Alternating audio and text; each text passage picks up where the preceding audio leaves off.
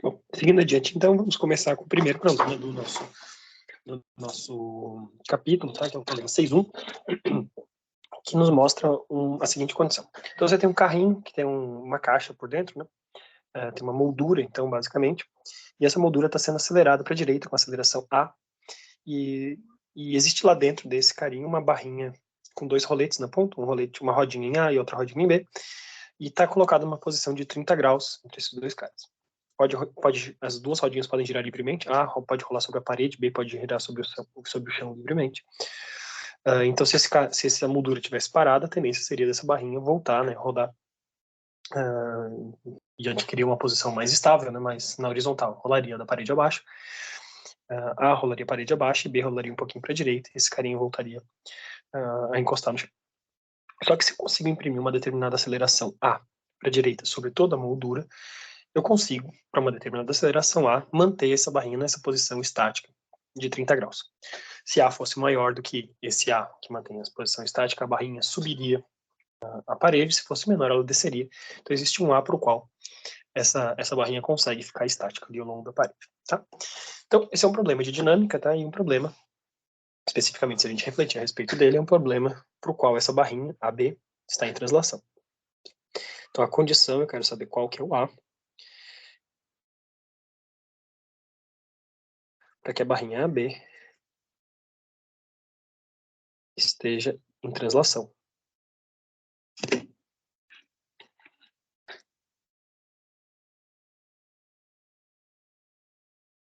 Por que em translação? Porque ela não, se ela fica parada a 30 graus, ela não tem rotação nenhuma. Então, alfa seria igual a zero nesse nosso caso. Então, o que seriam as nossas equações que a gente tinha para esses problemas de dinâmica nessa nossa parte aqui do nosso problema? Ora, somatório de forças provoca aceleração do centro de massa. Então, somatório de forças é massa vezes aceleração do centro de massa. E somatório de momentos com relação a um determinado ponto, G, por exemplo, vai ser I barra vezes alfa. Quando eu estou em translação, se alfa é igual a zero, a gente tem, para o caso de translação, a seguinte equação: somatório de forças igual a massa vezes aceleração, e a somatória de momentos com relação ao ponto G, mais com relação a qualquer outro ponto, vai ser igual a zero. Relação a ou B, etc. Tá? Então, para o caso específico de translação, a gente pode expressar isso. Além disso, essas somatórias de força, elas podem ser decompostas em direções de x e y, isso vai ser útil para a gente. Tá? Então, a primeira coisa que a gente vai fazer, a gente vai redesenhar a nossa barrinha, a barrinha que nos interessa aqui, né? Barrinha de AB. Tá? E essa barrinha de AB, ela está em translação pura, ou seja, ela tem, se ela for uma barrinha uniforme, né, a gente não tem por que não considerar ela uniforme, o movimento dela está perfeitamente descrito apenas pela massa vezes a aceleração do próprio centro de gravidade desse carinha aqui, tá bom? Então, essa barrinha, se ela tem comprimento L, tá? G, se ela for uniforme, G está exatamente no meio dessa barrinha, tá? L sobre 2 do ponto A e L sobre 2 do ponto B. O que eu vou fazer agora, a gente vai expressar, então, somatório de forças na direção horizontal igual a zero. Igual a zero não, desculpa. Eu vi isso da estática, né? Somatório de forças na direção horizontal vai ser o quê? Vai ser a massa vezes a aceleração do centro de massa. E a aceleração do centro de massa vai ser exatamente a aceleração da moldura, tá? Então, m vezes o nosso azinho, que é o que a gente quer descobrir. Se o nosso centro de massa está acelerando para a direita, junto com a moldura inteira, a aceleração do centro de massa dessa barrinha é coincidente. A barra vai ser igual a azinho. Todo mundo vai estar se mexendo junto, todo mundo nesse sentido, tá?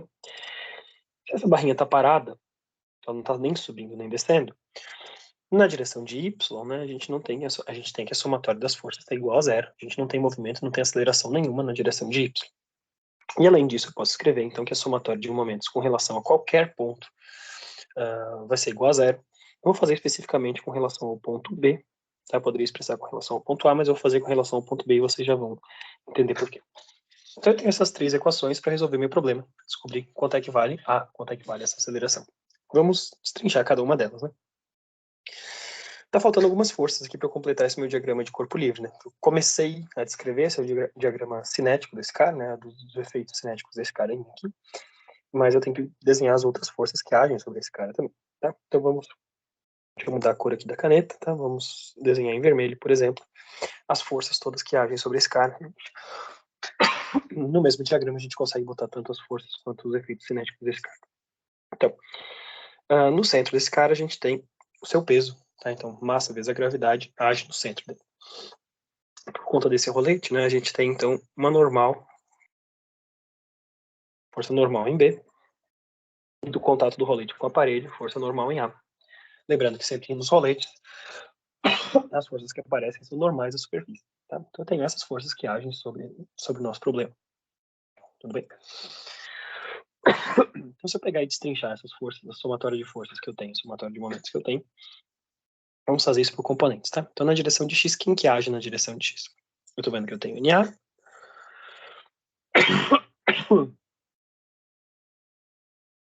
E MA. Tá bom? Somatória desses dois carinhas, desculpa, eu tenho NA. A única força que eu tenho na direção de x, desculpa, é NA. E esse carinho vai ser igual, então, a massa vezes a aceleração. Então, ou seja, a resultante, a gente já sabe quanto é que esse cara vale. Já tem um valor, então, para NA. Na direção de y, o que eu tenho? Eu tenho para baixo, eu tenho menos o peso desse carinho. Para cima, eu tenho NB. Esses dois carinhas, somados, dão zero, dão uma resultante. A direção de y, e eu tenho, então, uma expressão para NB. Vai valer m vezes g. Não que eu vá precisar dessa expressão para NB, na forma como esse problema está montado, mas, enfim, está aí calculado formalmente. Se fosse pedido pelo problema qual que valeria normal, em B, ele valeria exatamente o peso, tá bom? E agora a somatória de momentos com relação ao ponto B igual a zero. Por que essa somatória é igual a zero? Ora, porque a gente chegou à conclusão antes que o meu requisito para essa barra não cair nem subir é que ela esteja em translação pura. E uma vez que a gente está em translação pura, quer dizer que a gente não muda o estado rotacional do corpo, ou seja, alfa é igual a zero, ômega é igual a zero e alfa é igual a zero também. Então, com relação ao ponto B, isso passa a ser praticamente uma equação de estática para a gente. Então, com relação ao estado rotacional, esse corpo está estático. Tá? Então, somatória de momentos com relação ao ponto B igual a zero. A gente tem que pensar um pouquinho nos braços de alavanca que a gente tem aqui, né? Então, eu tenho L, que mora dentro de um triângulo de 30 graus aqui, e o braço de alavanca desse NA com relação ao ponto B. Se só houvesse NA, essa estrutura giraria no sentido horário, então eu tenho menos NA, e o braço de alavanca desse cara vai ser L, vezes seno de 30, é o cateto oposto nesse cara, que é o braço de alavanca do cara NA. Em seguida, eu tenho, se só houvesse o peso, essa estrutura giraria no sentido anti-horário, então positivo, peso é mg. E o braço de alavanca do peso é L sobre 2, como ele está exatamente na metade da barra, vezes cosseno de 30 graus. E esses dois carinhos somados,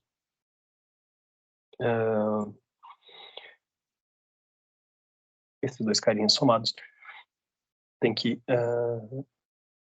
dar zero, né? Calma aí, aqui ficou faltando uma coisa, não é exatamente igual, desculpa. Então, pequeno parênteses, com relação a esse carinha aqui, com relação a G, eu posso dizer isso aqui. Só que eu não estou fazendo uma somatória de momentos com relação a G. Estou fazendo uma somatória de momentos com relação a um ponto que é diferente de G.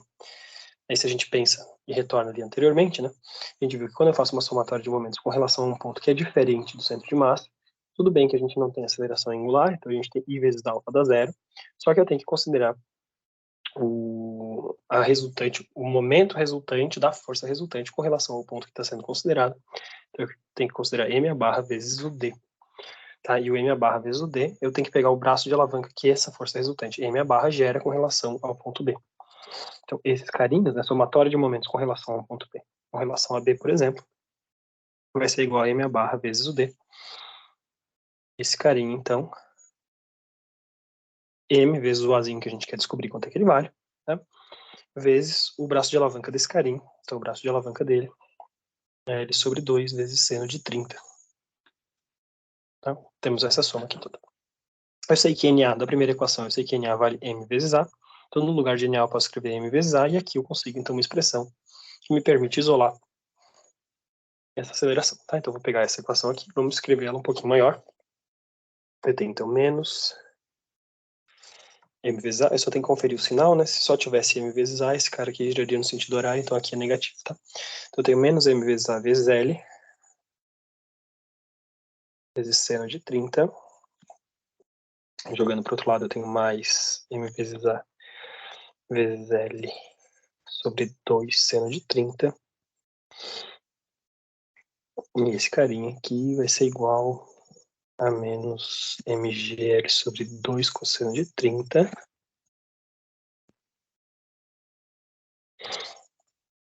A gente tem a massa em todo mundo, então a gente pode cortar as massas.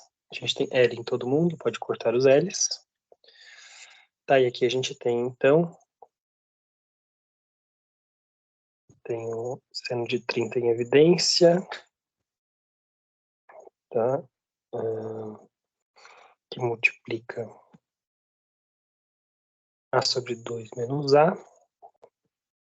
Isso vai ser igual a menos G sobre 2 vezes cosseno de 30. Tá bom? Então eu tenho menos A sobre 2 vezes seno de 30, igual a menos G sobre 2 vezes cosseno de 30. Trocando o sinal de todo mundo, eu tenho A sobre 2 isso é igual a G sobre 2, cosseno de 30 dividido por seno de 30, então esse cara aqui é 1 dividido por tangente, ou seja, cotangente de 30 graus, tá? Corta esses dois aqui de baixo também. Eu tenho, então, que A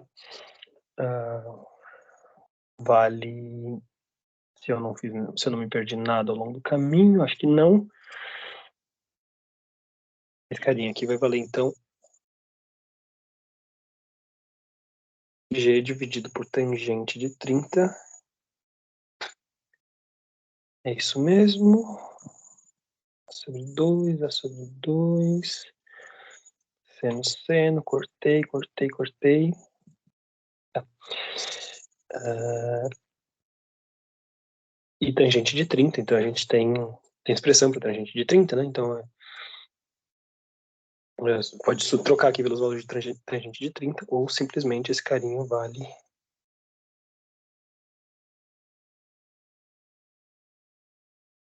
resposta oficial G raiz de 3, tá? Acho que tá tudo tranquilo. Não sei se eu perdi um 2 aqui em algum lugar do caminho, mas esse é um exemplo possível que a gente pode pensar de aplicação das nossas equações ali, tá? A resposta oficial é G raiz de 3. G dividido por tangente de 30, do jeito que eu montei aqui minha equação. Acho que tá certo o jeito que eu montei, tá? Então, G dividido por tangente de 30 ou G vezes raiz de 3, acho que é equivalente desses dois carinhos. É um problema, então, que a gente pode utilizar para determinar coisas de dinâmica desse formato. Tá bom? Vou encerrar a gravação por aqui, daqui a pouco eu volto com mais algum probleminha pra gente resolver e treinar aspectos de dinâmica. Valeu, muito obrigado pela atenção, já volto.